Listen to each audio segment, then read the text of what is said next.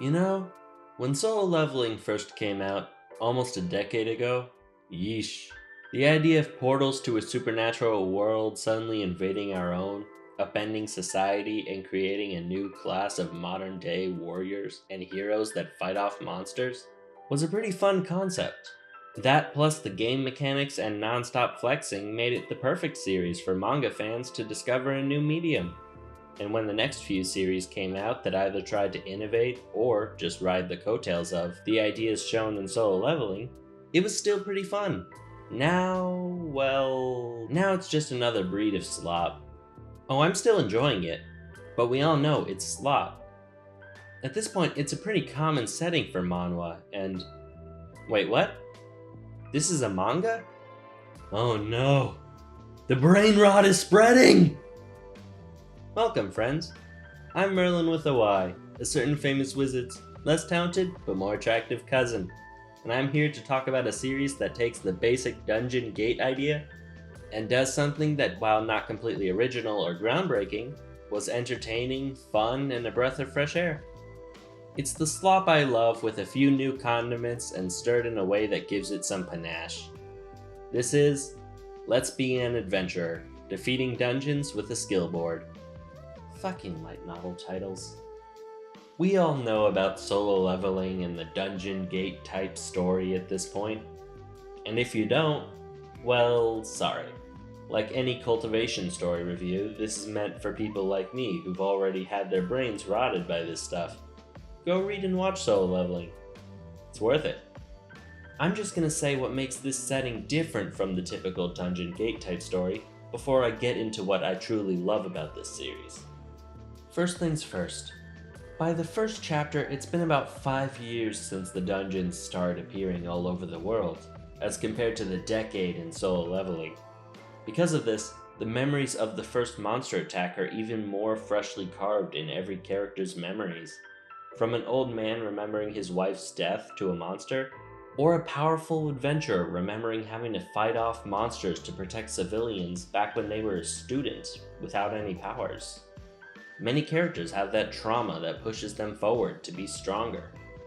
Not only that, but the world hasn't quite recovered from their appearance, as beyond killing a large amount of the population, this incident resulted in significant damage to the world's economy, agriculture, and generally everything else as well. To the point that even though many areas have recovered, gasoline and vegetables are still so expensive that it's almost a luxury. The second big difference is the dungeons themselves.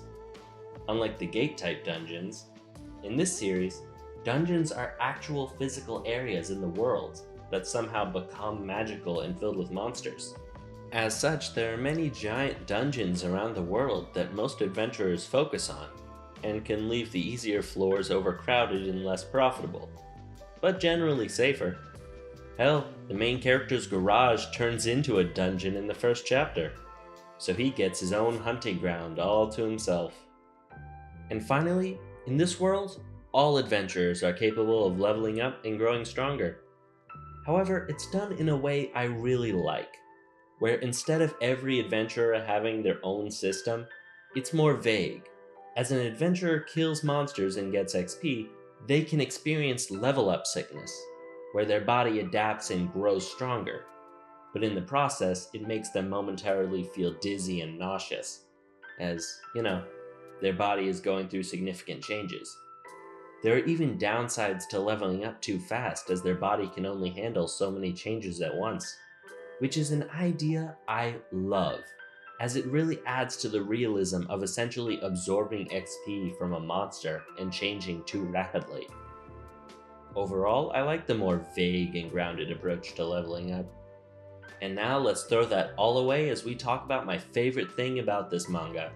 The guy that says F your leveling system, let's get weird. Quite possibly my favorite dungeon gate protagonist, if he can be called that, Haruki Kariboshi, or what the fuck is that, as he's so often called. This is our main character, Haruki Kariboshi, and he is a breath of fresh air compared to the usual solo leveling ripoff MCs. I know I said something similar in my Lazy Man's Dungeon Manhwa video, which you guys should check out, link in the description. But compared to every other Dungeon Gate MC, Sangwoo included, Haruki is almost the opposite, the anti-Jinwoo. He still has all the traits that matter.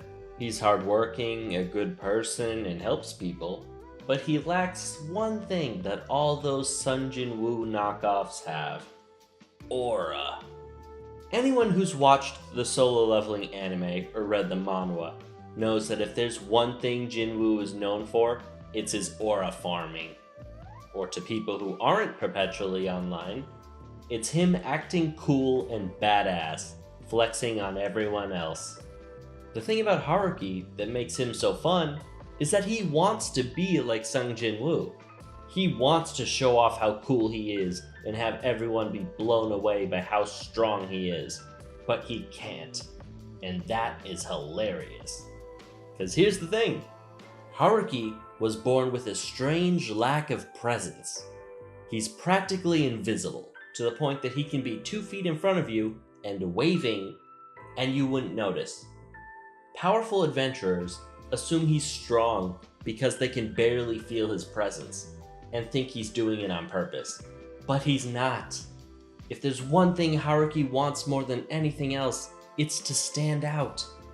And after finding a mysterious magic item that allows him to spend skill points to increase his growth rate, he finally has his chance. Or so he thought.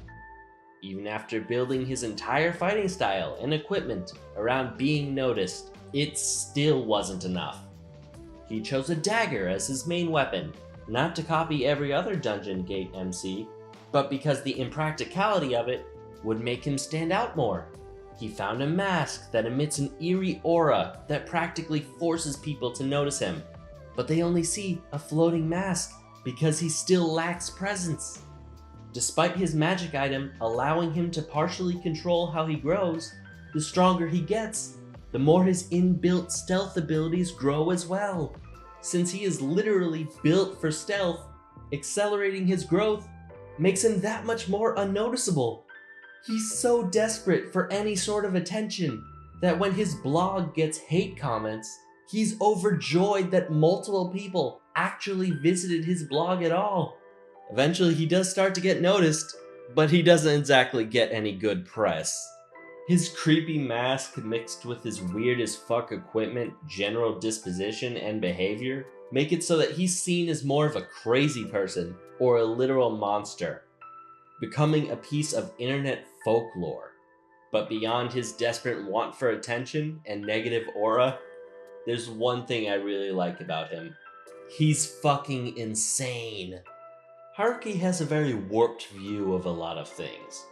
He'll gladly run into a stampede of monsters that would easily kill most adventurers, yet he won't speak up when a waiter ignores him at a pub. He'll fawn over and try to tame monsters inside his own home, but he refuses to let his 18-year-old female adventuring partner live with him because he doesn't want to deal with rumors. Another reason he's better than Jinwoo. And don't even get me started on his taste in equipment. The creepy mask, lizard scale armor, a chicken feather necklace, a pet plant, and a pet giant bug. He looks more like a monster than the actual monsters. And finally, his battle tendencies. Haruki is a full-on battle junkie, and I love it. This guy never looks happier than when he's running towards what should be certain death. He fights to the point of exhaustion and often hunts hundreds of monsters before eventually passing out. Even some rankers, the top adventurers in the world, are disturbed by how he hunts for over 8 hours straight before passing out from exhaustion. He's so much of an adrenaline junkie that he purposely limits himself in fights to better enjoy the fight and learn from the experience. All he'd have to do is take off his mask and he could kill hundreds of monsters without being seen, but he refuses, partly because he wants to stand out, but even when there's no one around, he'll still do it. Haruki has the natural build of an assassin, but he's too much of a battle junkie to fight that way. And while Haruki's definitely my favorite part of this series, the side characters are pretty fun too. Karen is a sweet girl, and watching her get used to Haruki's eccentricities is pretty funny. And Akane is a total bitch, and I love her. She has that arrogance and ego that I would have found annoying when I was younger, but now I'm eating that shit up. The series is essentially Haruki's journey to get stronger, using his special magic item, the dungeon that opened literally right next to his house, and his own insane battle thirst. Since the magic item only grants him skill points when he reaches further in the dungeon or he kills a special rare monster, he can't just power level to become the strongest in a couple weeks. And even if becoming stronger is one of his main motivations, his main goal is still to be popular and noticed. And I enjoy watching this fame-obsessed little weirdo desperately trying to get stronger and go viral. Not every arc is a winner, but the ones that are a treat. Overall, this is a decent series. It's not a game changer or anything, and hell, it's definitely not as good as Solo Leveling. But it's a breath of fresh air compared to all the cookie-cutter Solo Leveling knockoffs that don't do anything particularly interesting. Say what you will about Haruki, but he's dripping with personality, and that's really fun for me. But let me know what you think. Thank you so much for watching till the end. Please like, comment your thoughts, and subscribe. Let me know what you think of this series, or my video. And if you want to see a bit more of me, maybe try clicking on one of my other videos. You might find something you'll like. I'm Merlin with a Y, and thank you for listening to this old man ramble.